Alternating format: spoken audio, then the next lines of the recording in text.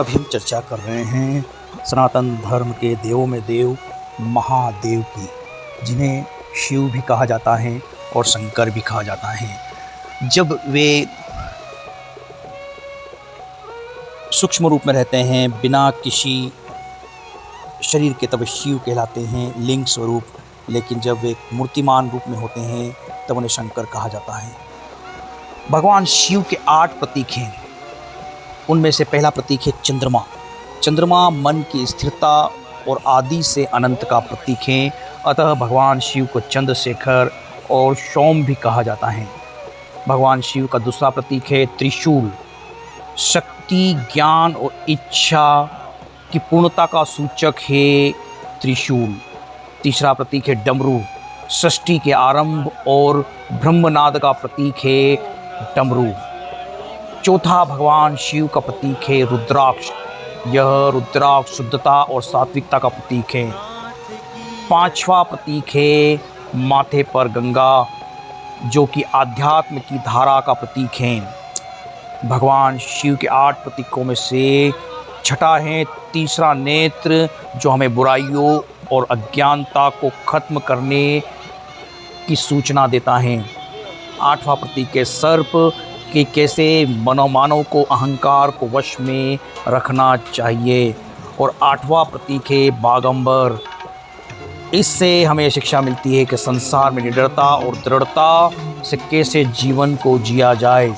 मांडूक्य उपनिषद में शिव का वर्णन करते हुए कहा गया है कि शिवम चतुर्थ मन्यते स आत्मा स विधेयः, अर्थात शिव ही आत्मा है और शिव शब्द का अर्थ ही ध्यान है। शिव हिंदू धर्म के प्रमुख देवता हैं और उन्हें महादेव एवं आदिदेव आदि नामों से भी जाना जाता है। शिव का अर्थ है कल्याणकारी। शिव की पूजा अक्सर शिवलिंग के रूप में की जाती है, जो कि उनकी शक्ति का प्रतीक है। शिव यानी कि निराकार। जब हम शिव कहते हैं तो उनके निराकार रूप ही शिव हैं, और जब हम शंकर कहते हैं तब शिव का साकार रूप ही शंकर है। शिवलिंग 2 हिस्सों से बना होता है, एक है लिंग और दूसरा है जलाधारी। इसी कारण से शिवलिंग की परिक्रमा नहीं की जाती है, क्योंकि भगवान शिव पर चढ़ने वाले पवित्र जल को हम लांघ नहीं सकते। यदि हम पूरी परिक्रमा करेंगे तो जलाधारी से निकलने वाले जल को भी हमें लांघना होगा, और यह शिव भक्तों के लिए शिव जी पर चढ़ी हुई किसी भी वस्तु को लांघना महापाप है। अतः भगवान शिव की आधी परिक्रमा ही की जाती है। शिव पंचायत में शामिल है 5 देवता। इनमें से हैं प्रथम है शिव, दूसरे हैं सूर्य, तीसरे हैं गणेश, चौथे हैं दुर्गा और 5वें हैं विष्णु। ये ही पंचदेव कहलाते हैं और इनकी पूजा घरों में करने से सुख समृद्धि आती है। भगवान शिव ही, महादेव ही ब्रह्मांड के रचयिता भी हैं और संहारक भी हैं। सूर्य पूरे विश्व में प्रकाश को देने वाले सूर्य हैं। गणेश इन पंच देवताओं में से विघ्नहर्ता, बुद्धि और समृद्धि के देवता कहे गए हैं। विष्णु पालनहार भी हैं और रक्षक भी हैं। इस प्रकार यह पंचदेव हमारे जीवन में बहुत ही महत्व रखते हैं। इन पंचदेवों को कहा जाता है शिव, सूर्य, गणेश, विष्णु। जब भी किसी मंदिर में प्रतिमाओं को बैठाया जाता है, स्थापित किया जाता है, तब प्रतिमाओं की प्राण प्रतिष्ठा की जाती है। प्राण प्रतिष्ठा का अर्थ है किसी मूर्ति अर्थात शिवलिंग में भगवान शिव की ऊर्जा का आह्वान करना और इसे स्थापित करना। इस धार्मिक अनुष्ठान में मंत्रों के माध्यम से मूर्तियों में प्राण प्रतिष्ठित किए जाते हैं। प्राण प्रतिष्ठा की विधि कई चरणों में पूर्ण होती है। उसमें से पहला चरण है शुभ मुहूर्त। सबसे पहले शुभ मुहूर्त का चयन किया जाता है। दूसरा चरण है कलश यात्रा।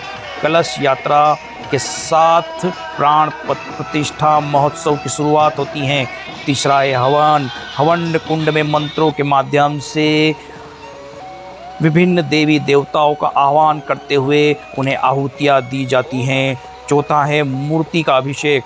मूर्तियों को गंगाजल, दूध, दही, घी, शहद, शर्करा, केसर, हल्दी आदि पवित्र द्रव्यों से स्नान कराया जाता है।